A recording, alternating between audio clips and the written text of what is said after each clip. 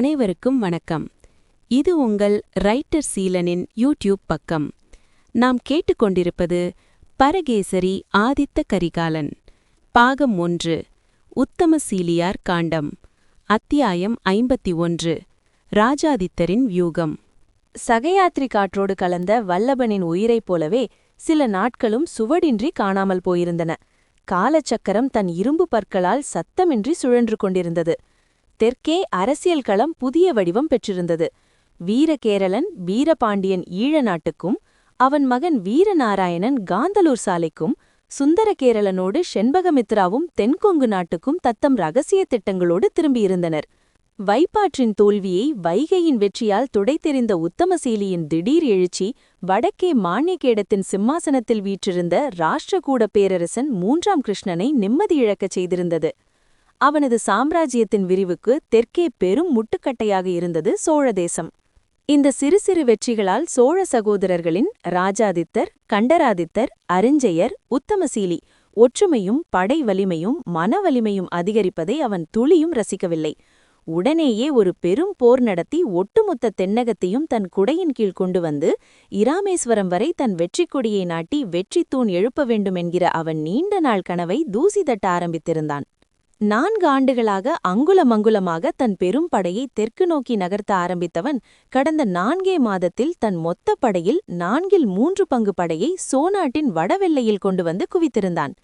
யானைகளும் குதிரைகளும் காலாட்படைகளுமாய் வடக்கே ஒரு கருங்கடல் அலைவரிசை போல் எதிரிப்படை திரண்டிருந்தது. கொசஸ்தலையாறு, கல்லாறு, கூவம் ஆகிய 3 நதிகளும் சங்கமிக்கும் முக்கூடல் நகரமான திருவூரல் என்று அழைக்கப்படும் தக்கோலப் பெருவெளி இவ்வளவு பெரிய படைகள் மோதிக்கொள்ளவும் போர் நடத்தவும் ஏற்ற இடம் என இருபுறமும் ஒரு பேச்சு இருந்தது. சோழ நாட்டு மக்கள் மத்தியில் ஒருவித அச்சமும் பரபரப்பும் தொற்றிக்கொண்டது. தக்கோலப் பெருவெளி, கச்சிக்கோட்டை சமவெளி, திருக்கோவிலூர் கானகம் என இம்மூன்றில் ஏதோ ஒரு இடத்தில் 75 ஆண்டுகளுக்கு முன்னர் முத்தரையர்களின் விதியை முடித்து வைத்த கும்பகோணம் திருப்புரம்பியத்தில் நடைபெற்ற போரை விடவும் ஒரு பெரும் பிரளயப் போர் நடக்க இருக்கிறது என்பதை மக்கள் மனவருத்தத்தோடு சந்திகளிலும் சதுக்கங்களிலும் பகிர்ந்து கொண்டிருந்தனர். திருவூரலுக்கு தெற்கே திருக்கோவிலூரில் பட்டத்து இளவரசர் ராஜாதித்தரின் மையப்படையணியும், அதன் அருகே திருமுனைப்பாடியில் இளவல் அரிஞ்சயரின் படையணியும் கடந்த 20 வருடங்களுக்கும் மேலாக வடவெல்லையை எவரும் தீண்டாதவாறு இமைபோல் காவல் பணியில் ஈடுபட்டிருந்தன. தம்பி உத்தமசீலியின் மதுரை மீட்புக்குப் பின் கிருஷ்ணனின் திடீர் படை நகர்த்தல்கள் அனைத்தும் சோழ ஒற்றர்களின் கழுகு கண்களால் ஒவ்வொரு கணமும் கண்காணிக்கப்பட்டுக் கொண்டிருந்தன. இளவரசர் ராஜாதித்தர் சேரமான் பெருமாள் எனப்படும் சேர மன்னனின் மகளான கோகிலா நடிகளுக்கு பிறந்தவர் என்பதால் சேரமான் பெருமாள் மன்னர்களின் முழு அரசியல் மற்றும் படை ஆதரவும் அவருக்கு அரணாக இருந்தது. மிக முக்கியமாக பட்டத்து இளவரசரின் ஆபத்துதவி படையான வேளைக்கார படையையும் தாண்டி சேரப்படைகள் ராஜாதித்தரின் அணுக்கப்படையாகவே எப்போதும் கூடவே இருந்தன. அந்த சேரப்படைகளுக்கு ராஜாதித்தரின் ஆருயிர் நண்பரும் சிறந்த போர் வியூகியுமான புத்தூர் வெள்ளங்குமரன் தலைமையேற்று திகழ்ந்தார். பெண்டியாற்றின் தென்கரையில் சோழ மையப்படை முகாம் ஒரு சிறு நகரம் போல் பிரம்மாண்டமாக அமைந்திருந்தது. பல்லாயிரக்கணக்கான கூடாரங்கள், அணிவகுத்து நிற்கும் குதிரைகள், பிளிரும் போர் யானைகள் என அந்த இடமே போர்க்கோலம் பூண்டிருந்தது. பேரரசின் வடக்கு எல்லையின் அலுவல் பாசறை அது. பேரரசின் முக்கிய முடிவுகள், போர் வியூகங்கள், வீரர்களுக்கான வார இறுதி கொண்டாட்டங்கள், ராஜாதித்தர் மற்றும் அரிஞ்சயரின் சந்திப்புகள் அங்கேதான் நிகழும். அந்தி மயங்கும் வேளை. சூரியன் மெல்ல தன் செந்நிற கதிர்களை சுருட்டிக்கொள்ள நீர் சலசலவென ஓடும் சத்தம் மட்டும் பின்னணியில் கேட்டுக்கொண்டிருந்தது. பாசறையின் உள்ளே பெரிய மரத்தாலான மேஜையின் மீது நாவலந்தீவின் வரைபடம் விரிக்கப்பட்டிருக்க போர்க்கால ஆலோசனைகள் தீவிரமாக நடந்து கொண்டிருந்தது. பெரிய அகல் விளக்குகளின் சுடர் காற்றில் படபடத்து அங்கு நின்றவர்களின் முகங்களில் நிழலாடியது. நீண்ட நேரமாக நிலவி வந்த அமைதியை தன் கம்பீரமான குரலால் கலைத்தார் இளவரசர் ராஜாதித்தர். போர் நெருங்கிக் கொண்டிருக்கிறது என்று கணிக்கிறேன் தம்பி. பாசறையின் விளக்கு ஒளியில் ராஜாதித்தரின் முகம் தீர்க்கமாக தெரிந்தது. அவர் ஒரு போர்வீரராக பல களங்களை கண்டவர். அவர் உடலெங்கும் உள்ள தழும்புகள் சோழத்தின் வெற்றி கதைகளை பேசுபவை. ஆனால் இப்போது எல்லையைக் காக்கும் பொறுப்புள்ள அடுத்த சக்கரவர்த்தியாக அவர் குரலில் ஒரு விதமான எச்சரிக்கை உணர்வு இழையோடியது. அருகில் நின்றிருந்த இளவல் அரிஞ்சயன் தன் அண்ணனின் முகத்தை பார்த்து தீர்க்கமாக பதிலளித்தான். ஆம் அண்ணா, ஒரே நேரத்தில் மும்முனை தாக்குதலுக்கு திட்டமிட்டிருக்கின்றனர். அரிஞ்சயன் மேஜையில் விரிக்கப்பட்டிருந்த வரைபடத்தின் மீது தன் விரலை வைத்துச் சுட்டிக்காட்டினான். வடக்கே ராஷ்டிரகூடர், கங்கர், தெலுங்கச் சோழர் என பெரும் கூட்டணி இணைந்திருக்கிறது. தெற்கே இறந்து போன ராஜசிம்ம பாண்டியனின் மகன் ஸ்ரீ வல்லபனின் அண்ணன், தென்கொங்கின் சிற்றரசன் வீரதேரளனுக்கு அவன் இறந்த அதே கானகத்தில் பட்டாபிஷேகம் நடத்தப்பட்டிருக்கிறது. ஈழவன், சேரன் என நம்மைச் சுற்றியுள்ள அனைத்து எதிரிகளும் ஒன்றிணைந்துள்ளனர் தம்பி என்று ராஜாதித்தர் அந்த ஆபத்தின் பெரும் பரிமாணத்தை விவரித்தார். அந்த சொற்களில் இருந்த பாரம் பாசறையையே அழுத்துவது போல் இருந்தது. இளம் இரத்தமும் எதையும் முட்டி மோதும் துணிச்சலும் கொண்ட அரிஞ்சயனின் இரத்தம் கொதித்தது. அவன் எப்போதுமே போரார்வம் மிக்கவன். தற்காப்பை விட தாக்குதலே சிறந்த வியூகம் என நம்புபவன். இப்போதே நீங்கள் உத்தரவிட்டால் சோழ எல்லையை கடந்து ராஷ்டிரகூடத்திற்குள் புகுந்து மானிய கேடத்தை முற்றுகையிட நாங்கள் தயார். அதேபோல நாம் படையெடுக்கிறோம் என்று தூதுவிட்டாலே சேரன் சரணடைந்து விடுவான். கானகத்தில் முடிசூட்டியிருக்கும் பாண்டியன் கடைசி வரை அந்த கானகத்தைத்தான் ஆள வேண்டியிருக்கும். தெற்கே பெரும் தலைவலியாக இருந்த அந்த சிறுவன் வல்லபனே போய்விட்டான். இந்த புது வீரபாண்டியன் ஒரு பொருட்டல்ல நமக்கு.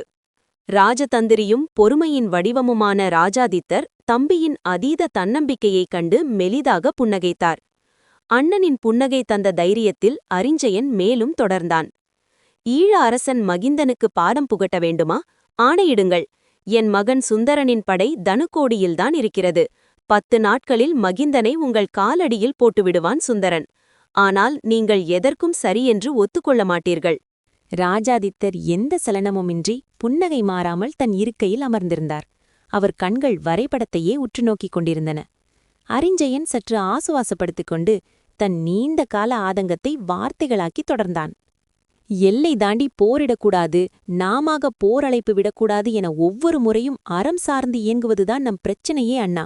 எதிரிகளிடம் இல்லாத அறம் நம்மிடம் மட்டும் ஏன் இருக்க வேண்டும் என்று நினைக்கிறீர்கள்? ராஜாதித்தர் ஒரு மெல்லிய புன்னகையுடன் நிமிர்ந்து தம்பியை பார்த்தார். அந்த பார்வையில் ஒரு தந்தையின் வாஞ்சையும் ஒரு பேரரசனின் முதிர்ச்சியும் கலந்திருந்தது. இல்லை அரிஞ்சயா, உன் கோபமும் ஆதங்கமும் புரியாமல் இல்லை. இத்தனை வருடங்கள் காத்திருந்து விட்டோம். இன்னும் கொஞ்ச காலம் பொறுப்போம். போரை நான் தடுக்கவில்லை, தவிர்க்கவே நினைக்கிறேன். போர் என்பது ஒரு பொழுதுபோக்கல்ல. அது நாட்டின் பொருளாதாரத்தை நேரடியாக பாதிக்கும் ஒரு காலன், பேரிடர், பெரும் அழிவு. ஒரு போரில் 1,00,000 பேர் மடிந்தாலும் சோழ தேசம் ஒரு 10 ஆண்டுகள் பின்னோக்கி சென்றுவிடும். அதிலிருந்து மீண்டு எழுவதே பெரும் கடினமான செயல். ஆனால் அரிஞ்சயனின் வாதமும் வலுவாகவே இருந்தது. யதார்த்தத்தின் உரைக்கல்லில் தீட்டப்பட்ட வார்த்தைகள் அவை. புரிகிறது அண்ணா. ஆனால் நாம் சும்மா இருந்தாலும் நம் எதிரிகள் சும்மா இருக்கிறார்களா? இதோ இங்கே நாம் முகாமில் இருக்காவிட்டால் ராஷ்டிரகூட படை நம் எல்லைக்குள் ஊடுருவி பல சேதங்களை ஏற்படுத்துவர். அறுவடைகளுக்கு தீ வைப்பது, வணிக நகரங்களை கொள்ளையடிப்பது, ஏன் நகரங்களை கைப்பற்றிக் கொள்ளக்கூட வாய்ப்புண்டு. எத்தனை ஆண்டுகள் நாம் காவலிலேயே இருக்க முடியும்? படைகளுக்கான செலவு, உணவு செலவு, போக்குவரத்து செலவு என போர் நடக்காததும் ஒரு வகையில் நம் தேசத்தின் பொருளாதாரத்தை உறிஞ்சிக் கொண்டேதான் இருக்கிறதங்கா. இந்த வாதத்திலிருந்த மறுக்க முடியாத உண்மையை ராஜாதித்தர் உணர்ந்தார். அமைதிக்கான தயாரிப்பும் சில நேரங்களில் போரை விட பெரும் விலையை கேட்கிறது என்பதை அவர் அறியாதவரல்ல. சரியாக சொன்னாய் தம்பி. ஒரே போர். எதிரிகள் அனைவரும் ஒரு 20 ஆண்டுகள் நம்முடன் மோதுவதற்கு அஞ்ச வேண்டும். அந்த அளவுக்கு நம் வெற்றி இருக்க வேண்டும். அதற்கு திட்டமிடலும் வியூகமும் மிக முக்கியம். படைகளின் அரணை சரியாக வடிவமைக்க வேண்டும். முதலில் தூசிப்படை, அடுத்து விற்படை, அடுத்து வேற்படை, அடுத்து குதிரைப்படை, அடுத்து தேர்ப்படை, அடுத்து யானைப்படை என்று இருக்கும் வரிசையை மாற்ற வேண்டும். அரிஞ்சயன் ஆச்சரியத்துடன் பார்த்தான். துன்று தொட்டு கடைபிடிக்கப்படும் போர் இலக்கணத்தை அண்ணன் மாற்ற துணிகிறாரே என்ற வியப்பு. இவையெல்லாம் மரபார்ந்த போரின் கூறுகள் அண்ணா. இவற்றை மாற்றினால் எப்படி அண்ணா? ராஜாதித்தர் வரைபடத்தின் மீது சில காய்களை நகர்த்தி தன் புதிய வியூகத்தை விளக்கினார். நான் யானைப்படையுடன் முன் வரிசையில் குதிரையிலிருந்து போரிடப் போகிறேன். இதய பகுதியில் வெள்ளங்குமரன் இருக்கட்டும். வயிற்று பகுதியில் கொடும்பாலூரார் இருக்கட்டும்.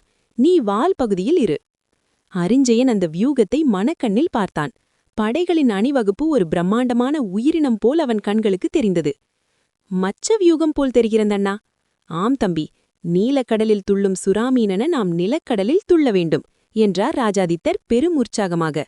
எதிரிப்படையை கிழித்துக்கொண்டு உள்ளே நுழையும் ஒரு கற்பனை அவர் கண்களில் ஒளியேற்றியது.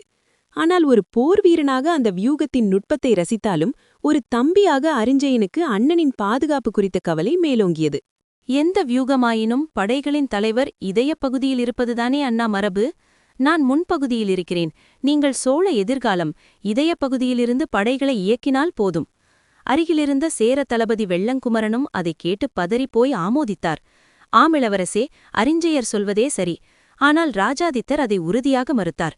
இல்லை, நான் முன்படையிலிருந்து போரிட்டால் வீரர்களுக்கு உத்வேகமாயிருக்கும் என்று நினைக்கிறேன். போக நான் இறந்தால் நீயும் உன் மகனும் நாட்டை ஆழ்வீர்கள் என்ற நம்பிக்கை இருக்கிறது. சற்றும் எதிர்பாராத அந்த மரணக் குறிப்பைக் கேட்டு அரிஞ்சயன் பதறினான். அவனுக்கு மூச்சே நின்றுவிடும் போல் இருந்தது. அண்ணா, ஏன் இப்போது இந்த அமங்கல பேச்சு? ராஜாதித்தர் கசப்புடன் சிரித்தார். அந்த சிரிப்பில் தன் சொந்த வாரிசுகள் மீதான சிறு ஏமாற்றமும் தம்பியின் மீதான பெருமிதமும் கலந்திருந்தது.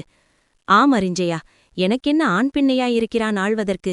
கண்டன் ஒரு பக்கம் சிவன் பக்தி என்று அலைகிறான். மதுரனுக்கு நாட்டின் மீது அக்கறையே இல்லை.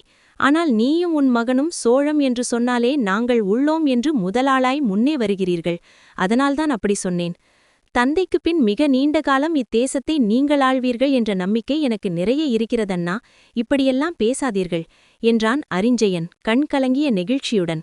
சூழல் கனமடைவதை உணர்ந்த ராஜாதித்தர் பேச்சை மாற்றினார்.